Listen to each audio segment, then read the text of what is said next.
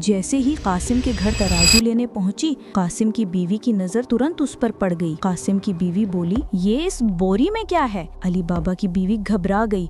नहीं नहीं, बस कुछ चीजें तुलवानी है। कासिम की बीवी ने फौरन तराजू दिया और दूसरी तरफ कासिम को सारी बात बता दी। रात को कासिम चुपचाप अली बाबा के घर गया। कासिम सख्त आवाज में, अली बाबा सच बताओ, इतना सोना कहाँ से आया? अली बाबा पहले तो घबरा गया, फिर उसने कहा, भाई ये एक राज है, मगर अगर तुम वादा करो कि किसी और को नहीं बताओगे तो मैं बता दूं। कासिम आंखों में लालच चमकते हुए, वादा करता हूँ, बस बताओ। और यहाँ से कासिम की लालच की आग भड़क उठी। अली बाबा ने सारी कहानी सुनाई। जंगल, 40 चोर, गार का दरवाजा और वो जादू का अल्फाज, खुल जा सिमसिम। कासिम की आंखें बड़ी होती गईं। उसके दिल में एक ही बात घूम रही थी। कासिम अंदर ही अंदर, ये खजाना सिर्फ अली बाबा का नहीं, मेरा भी है। और उसी रात कासिम ने फैसला कर लिया था कि सुबह का इंतजार नहीं करेगा, वो अकेला ही खजाना लेने निकल पड़ेगा, बिना ये सोचे कि ये रास्ता वापस ना भी लौटा सके।